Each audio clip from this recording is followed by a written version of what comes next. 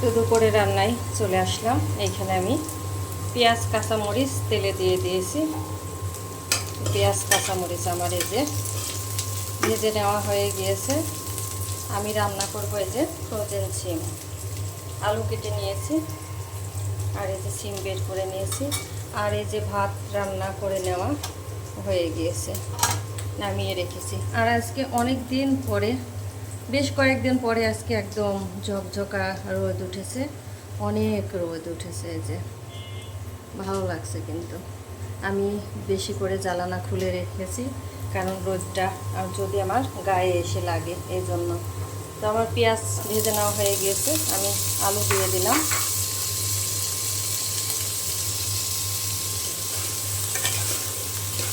নতুন সিম উঠে পড়বে,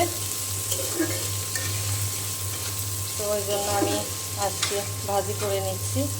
আর খুব বেশি রাখছিলাম না যে কেমন হবে, তো খেতে অনেক মজা লাগে। ওই জন্য এবার আল্লাহ যদি বাঁচিয়ে রাখে, তো এবার বেশি করে রাখবো আর কি। তো কিছুদিনের মধ্যে সিম হয়তো বাজারে উঠে পড়েছে, তো আমি কিনিনি একদিনও, তো কিছুদিন পরে তো আরও বেশি উঠে পড়বে। আমি এখন সিমটাও দিয়ে দিলাম।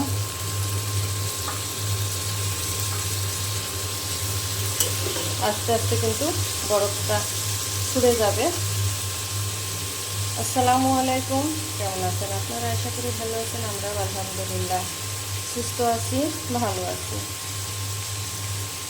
আজকে দুপুর থেকে ব্লগটা শুরু করলাম। আর এইখানে যে ফ্যান রেখেছি, আমার ছোটো মেয়ে বলেছে ফ্যান রাখতে খাবে, ওই জন্য বের করে রেখে দিলাম। মাঝে মধ্যেও ওর ভালো লাগে ফ্যান ভাত খেতে, আমারও কিন্তু অনেক ভালো লাগে মাঝে মধ্যে খেতে। তো আমার সিম ভাজিটা যে হয়ে এসেছে, অনেক সুন্দর হয়েছে। আমি একটু তেল কম দিয়েছি, কারণ চেষ্টা করছি একটু তেল কম খাওয়া, কারণ তেল বেশি খাওয়া তো শরীরের জন্য ভালো না। এই জন্য একটু কম কম খাওয়ারই চেষ্টা করছি। তো আমার ভাজিটা হয়ে এসেছে, আমি আর একটু নেড়ে ছেড়ে তারপরে চুলাটা বন্ধ করে দেব। আর এইভাবে ফ্রোজেন সিম ফ্রোজেন করে রাখলে খেতে কিন্তু অনেক মজা লাগে।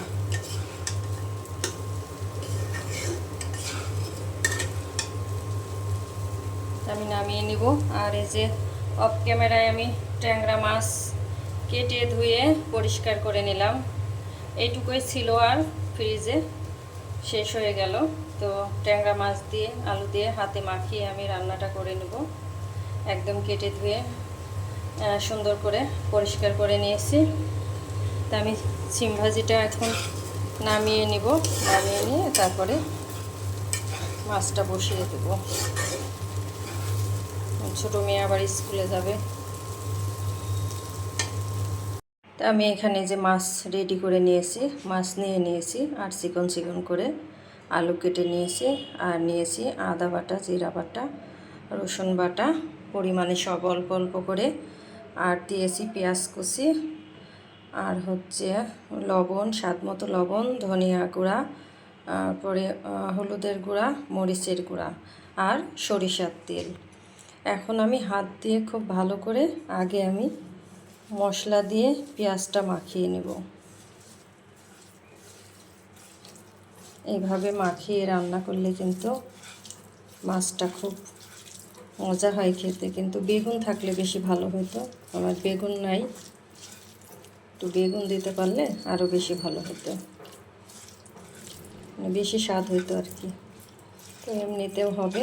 আমার সবজি শেষ হয়ে গিয়েছে, আর বাজারে যাওয়া লাগবে, ডিম আনতে হবে, সবজি আনতে হবে, সব কিছু বাজার করতে হবে।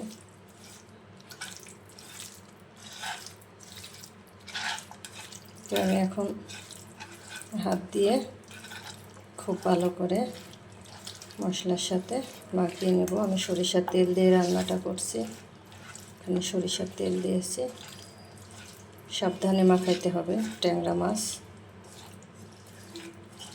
যতই ভালো করে কাটি না কেন তারপরেও একটু ধারালো থাকে, ওই জন্যে সাবধানে একটু মাখাইতে হবে। তো একটু ভালো করে মাখাইতে হবে, যেহেতু হাতে মাখিয়ে রান্না, একটু ভালো করে মাখিয়ে নিলে স্বাদটা বেশি হয়।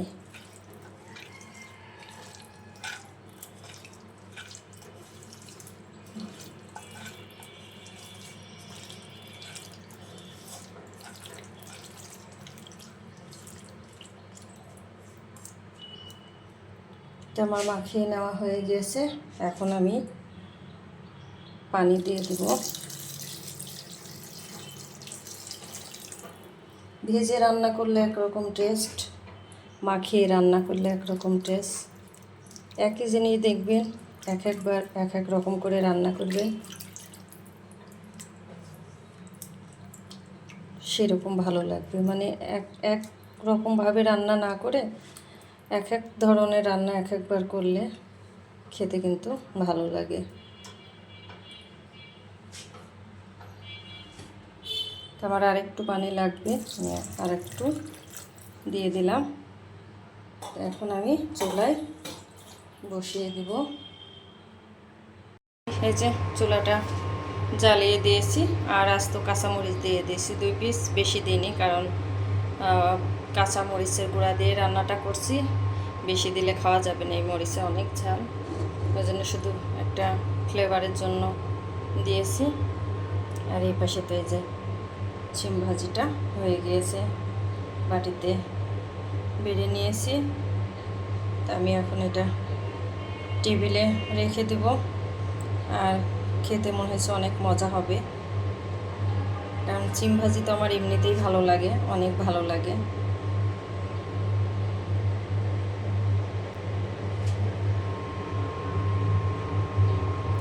আর প্রতিদিনকার মতো আমার ভাই আপুদের কাছে একটি কথাই বলি, আমার ভিডিও দেখা শুরুতে প্লিজ একটি লাইক দিয়ে ভিডিওটি দেখা শুরু করবেন।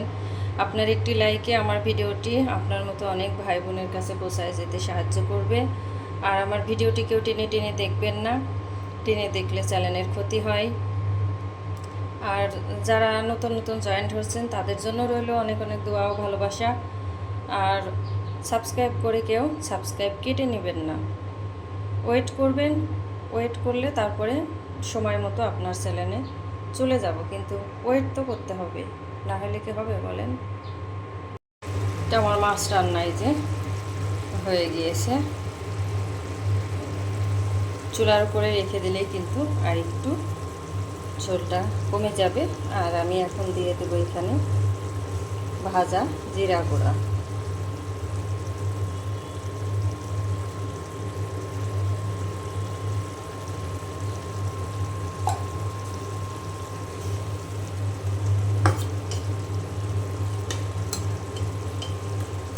দুপুরে রান্না হয়ে গেল।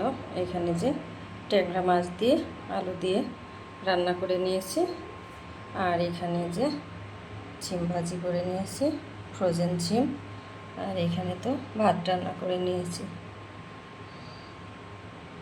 তো এটাই আমাদের আজকের দুপুরের খাবার।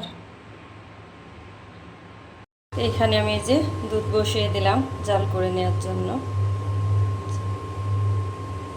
তুমি মোর জীবনের ভাবনা, হৃদয়ের সুখের দোলা, নিজেকে আমি বলতে পারি, তোমাকে যাবে না ভোলা।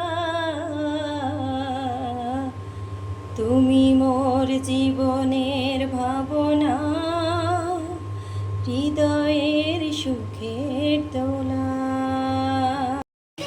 হ্যাঁ, তারপরে তো এই যে রান্না শেষ করে চলে এসেছি কারেন্টের বিল দেওয়ার জন্য।